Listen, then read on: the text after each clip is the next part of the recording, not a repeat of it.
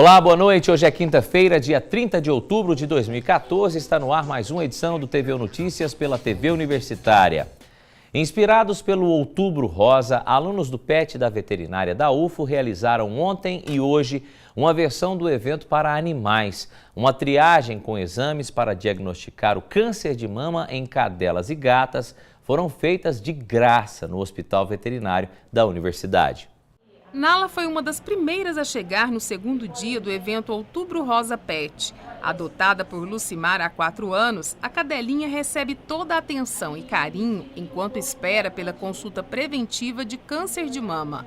Mais um cuidado, entre vários outros, que a dona fez questão de manter com a saúde da amiguinha de estimação. E aprender também como que faz, o exame de toque, como nós mulheres temos que fazer também. Eu virei e falei assim, poxa, é uma oportunidade de aprender e divulgar também para as pessoas.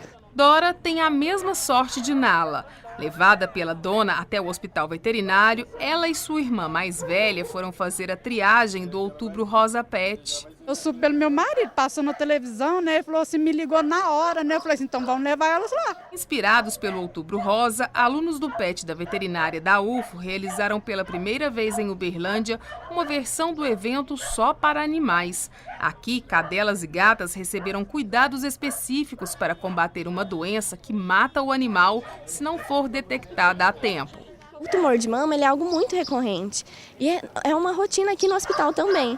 E chegam casos muitas vezes graves, que o proprietário ele não tem o conhecimento, que é uma enfermidade que precisa ser tratada, que precisa vir realmente trazer para o médico veterinário. Então o objetivo foi alertar a população de que existe o tumor em cadelas, existe o tumor em gatas e que precisa desse tratamento e também para auxiliar, para alertar a população, trazer para dentro do hospital para realmente conhecer, saber como diagnosticar, para fazer o tratamento. De acordo com os veterinários, a incidência de câncer nos animais é 3 vezes maior que no ser humano. 52% das neoplasias descobertas se referem à doença. A prevenção é a melhor arma contra o câncer. A gente indica ao proprietário que é o primeiro sinal de um carocinho, um nódulo, trazer para o veterinário para ele analisar. E quanto mais cedo é descoberto, mais fácil é o tratamento. O tratamento é cirúrgico, então esse animal tem que ser submetido a uma cirurgia.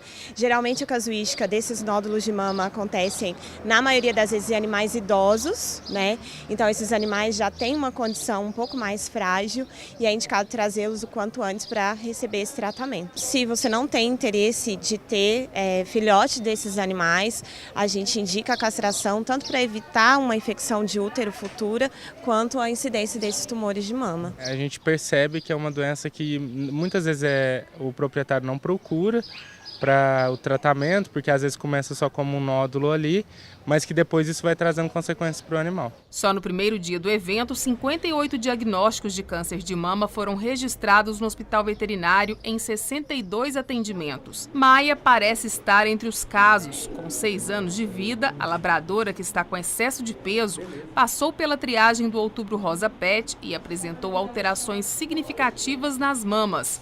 Vai passar por exames específicos. Nós iremos encaminhar para um retorno e aí o proprietário ele vai ter que realizar alguns exames também para esse animal, para saber realmente as condições dele, para ser tratado como uma cirurgia. Então vão ser diagnosticado o tumor e aí vai passar pelo acompanhamento com o retorno.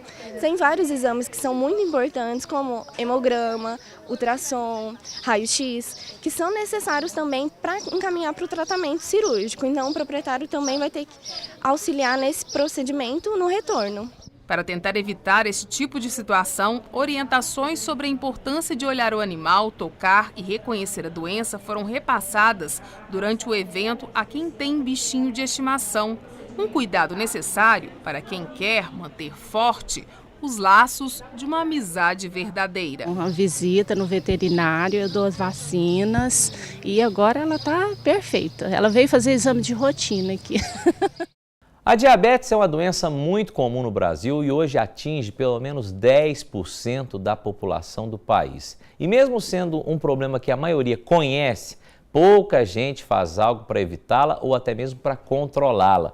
O maior problema é que essa doença pode causar outras, até mesmo mais graves. E é sobre este assunto que eu converso agora com o Dr. Ricardo Rodrigues, que é endocrinologista. Dr. Ricardo, boa noite. Gostaria de saber o seguinte, é uma doença comum? Todo mundo ouve falar da diabetes. Com essa modernidade que vivemos e a busca por trabalho demais, estresse, ela cada vez aumenta, né? Comendo mal, fazendo pouco exercício, trabalhando demais, sobrepeso. Então é uma doença muito comum. Mas o que as pessoas não sabem é que por causa da diabetes, outras mais graves podem surgir. Gostaria que o senhor falasse sobre esse assunto. Que outras doenças mais graves ainda surgem por causa da diabetes? Certo. Boa noite. Boa noite. O principal que a gente chama atenção é que o diabetes ele vai abrir a porta de entrada para as doenças cardiovasculares que a gente fala, que é a principal em termos de que leva à morte esse paciente. Então, é a mais grave. Então, o paciente diabético ele tem uma lesão, um desarranjo, né, por causa da glicose sempre alta, que leva à doença dos vasos todos, das artérias, das veias, e isso de todos os órgãos. Mais comumente, eles ficam sabendo pelos olhos, pelos rins, que é o que é mais comum, né, das lesões terminais do diabetes, e do próprio coração. Então, é a porta do início das complicações. Então, o bom controle da doença é que vai determinar se esse paciente vai ter um maior risco ou menor risco dessas complicações.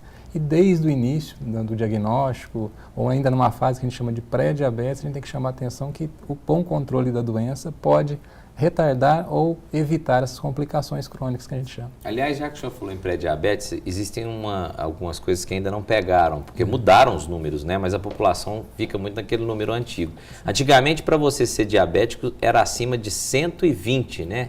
Ou 140. Como é que é? Fala esses números aí, que mudou muito. Já foi 140, algumas décadas atrás, depois 110. Atualmente, os consensos colocam que acima de 100 até 125, a gente chama de uma glicemia alterada no jejum. É uma forma pré-doença, pré-diabetes. De 125 para cima seria o diabetes já diagnosticado. Então, normal mesmo, abaixo de 100. Essas doenças que o senhor falou, a principal delas é a questão do coração, né, a doença cardíaca. Depois tem também a questão renal. O que acontece com os rins de uma pessoa diabética? A probabilidade de ter problema, disfunção, etc. e tal, é muito maior? Sim, está diretamente ligado ao nível de controle da doença ao longo da vida dele, né? E se mal controlado, mal conduzido, ele pode ter complicações crônicas dos rins, que vai desde uma perda excessiva de proteína na urina até uma lesão final, onde o rim para de filtrar, a sua função principal, filtrar o sangue, e ele não consegue mais filtrar e acaba precisando dos tratamentos de diálise complementar para poder ter uma sobrevida. Quando o diabético, uma pessoa que já é diabética, aí nesse caso é irreversível, né? Você consegue até baixar ela, mas comeu qualquer coisa, volta, fica aquela coisa. Quando nesse caso, uma pessoa que já é diabética, mesmo ela tomando os medicamentos, mesmo ela fazendo acompanhamento e alguns até usando a glicemia, a insulina, desculpa, essas pessoas elas têm que ter um controle fundamental. Elas percebem que está tendo algum outro tipo de problema decorrente da diabetes, por exemplo, e é irreversível nesse caso, a visão está começando a embaçar, o rim está meio complicado, dá para reverter nesse caso? É importante isso que você falou, Kelso, porque assim, às vezes os sintomas das complicações, eles aparecem numa fase tardia. Então, por isso que a gente sempre insiste que o paciente deve fazer um acompanhamento, porque existem exames que fazem um rastreamento, uma detecção precoce, antes mesmo dos sintomas aparecerem. Então, o paciente perceber que ele está tendo uma complicação nas vistas pelo diabetes, porque está diminuindo visão, porque está enxergando manchinhas na visão, é uma fase já tardia. Então, existe um fundo de olho, um exame que ele faz, simples, que o oftalmologista avalia e vê a saúde do fundo do olho dele, se está tendo complicação ou não. A mesma coisa para os rins, existem exames simples de urina que detectam se ele está tendo perda de proteína, em vez de esperar ele ter alguma manifestação do rim já não está funcionando, tipo inchaço, a alteração na quantidade de urina que ele produz, entendeu? Então a gente sempre orienta o paciente que deve fazer o acompanhamento para detectar o mais precoce, para isso evitar que, se for detectado precoce, temos ferramentas para conseguir regredir ou, no mínimo, não deixar a progressão dessas complicações do diabetes. Tá certo. Doutor Ricardo, infelizmente o nosso tempo acabou, porque é um assunto que demanda muito tempo para discutir tão profundamente, mas já deu para dar um recado para os nossos telespectadores. Eu espero que o senhor volte mais vezes aqui para nos dar essas dicas, tá? Obrigado. Eu sei que o seu tempo está um pouco curto, mas volte mais vezes aqui. Muito obrigado e boa noite. Obrigado. E agora você confere o tempo para esta sexta-feira. Em Uberlândia, sol com muitas nuvens pela manhã, à tarde, períodos nublado com chuva a qualquer hora. A mínima prevista é de 22 graus e a máxima não passa de 31. Confira o tempo em outras cidades do estado. Dia ensolarado pela manhã em Abadia dos Dourados. À tarde, tempo parcialmente nublado, mínima de 20 e máxima de 32 graus. Tempo quente em Paracatu. À tarde e à noite, há previsão de chuva, mínima de 21 graus. Céu parcialmente nublado em Patos de Minas. Há possibilidade de chuva, mínima de 19 e máxima de 32 graus. O dia amanhece ensolarado a parcialmente nublado em Santa Juliana. Pode chover à tarde e à noite. A temperatura varia entre 22 e 31 graus. E não saia daí que depois do intervalo a gente vai falar sobre um evento que se chama Transmédia Week. Você vai saber daqui a pouco.